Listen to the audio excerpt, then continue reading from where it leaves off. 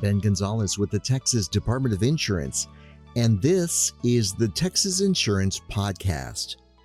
On each episode, we look at an insurance topic, why it may be important to you, and offer some tips to help save you some money or protect your family or property. Today we're going to talk about fraud, especially scams targeting older adults, what you can do to avoid those scams, and ways to help older friends or family stay safe as well. We spoke with Tim Morstad, the Associate Director of Outreach and Advocacy for AARP Texas. He told us whether it's fake insurance or identity theft, it's no accident that older Texans are the targets. How is AARP involved in the topic of fraud? Is it mostly awareness? Well, look, it's a really big issue for us. There's different estimates out there, but I think it's generally agreed about $3 billion is taken from older people each year through frauds and scams. And so AARP is really concerned about this. We've got a few different programs to educate and make sure the word gets out where people can protect themselves from being taken. Are older people targeted specifically by scam artists, or is it just that we hear about those more often because they're egregious? Well, I'd say on a whole, yes, older people are targeted more. That's because we're talking about, generally people are more trusting, more likely to pick up the phone, have more financial resources, whether that's they own a house. And so they've got assets, they've got things for the bad guys and the bad gals to go after. And so I kind of thought about the kind of the trusting kind of feel about it, but I hadn't thought about they also have accumulated assets, so they're a rich target too.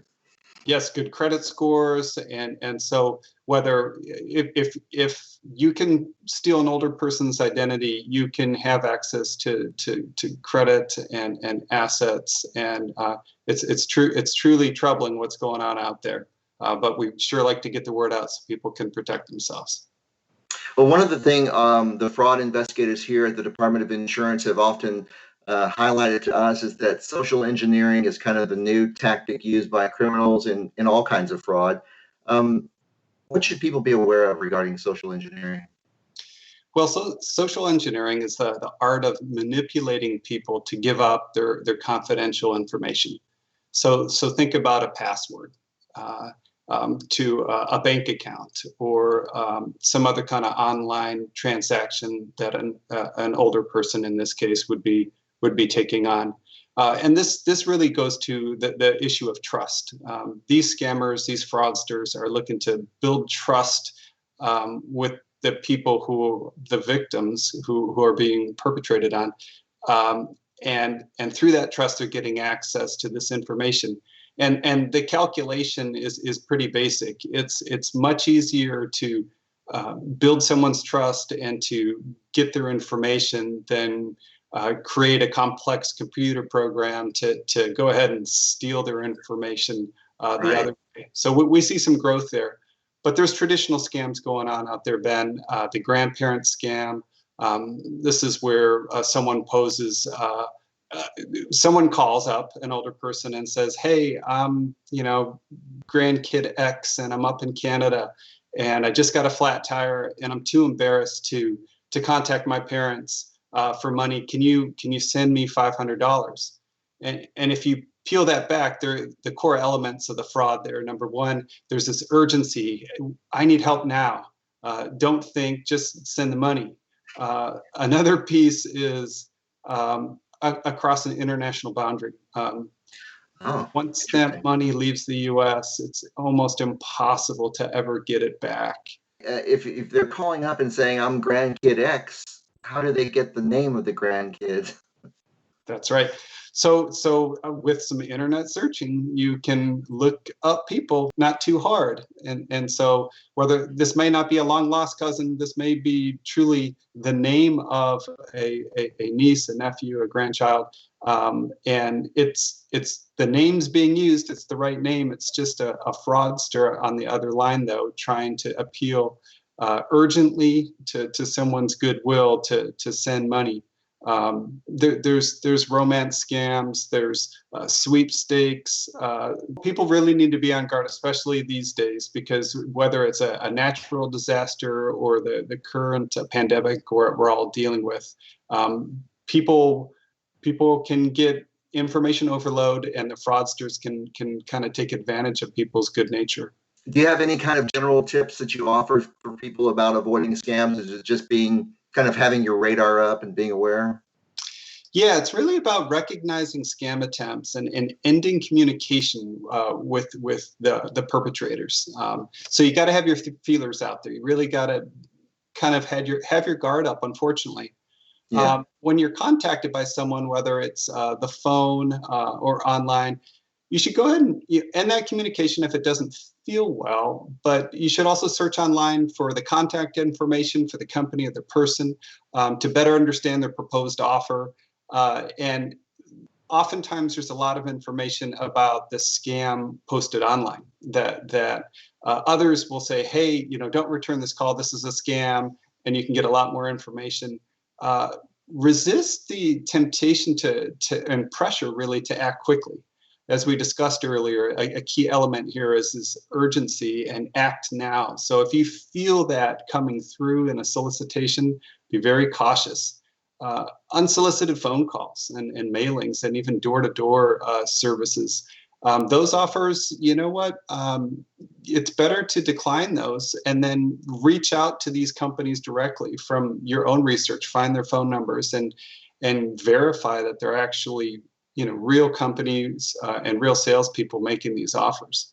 Never give out or send your personally identifiable information and money and jewelry, gift cards. Keep those computer antivirus security software up to date. These are just things, these are just a few things that people really need to stay on top of, especially these days. One of the things you mentioned about the urgency to act now, that's also something that TDI always kind of warns people about as well, because, there's rarely going to be a sale on an annuity or a health insurance plan, but sometimes you have to act today. No, you usually don't have to act today. Do your research and think about it. The other thing I think is, I hate that we're telling people to be suspicious, but just be aware. Is there a role here for family and friends as well? Yeah, we really, it's going to take a village on this stuff, especially for older Texans. Friends and family and neighbors play an important role. Neighbors can see who's going and soliciting to the door.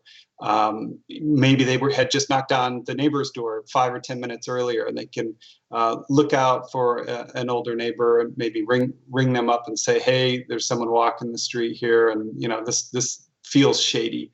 That kind of help. There's also family that's not, located next door can help by checking in with mom or dad or the loved one who might just need an extra ear or two on the latest scams.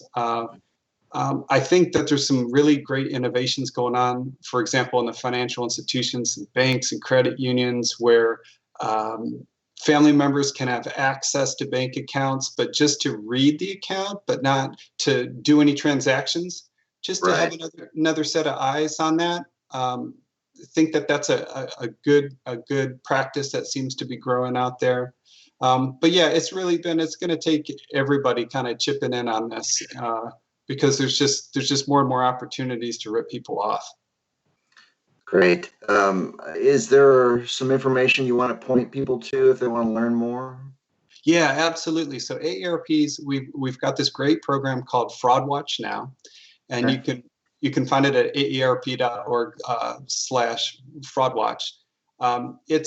You can also call if you want information. The phone number is 877-908-3360. But the Fraud Watch Now effort is really a way to get out information. People can call the hotline to report suspected fraud. They can sign up for a free newsletter so they can regularly receive information about what are the frauds and scams going on out there. It's a great resource. We love it. People can find it online, but again, you could also use that phone number I mentioned. That number again is 877-908-3360. Tim says the Fraud Watch Network is available for anyone to report scams, and if you think you may have become the target of one of these scams, their experts may be able to provide advice on what you should do next. That's it for today. We've got more tips on avoiding insurance fraud and how to file a complaint if you need to on our website. It's tdi.texas.gov. You can also call TDI's helpline to ask your insurance questions or report suspected insurance fraud. The TDI helpline number is 800-252-3439. If you found this information useful, be sure to rate and review the Texas Insurance Podcast. And of course, subscribe and share with your friends and family. We'll talk to you next time.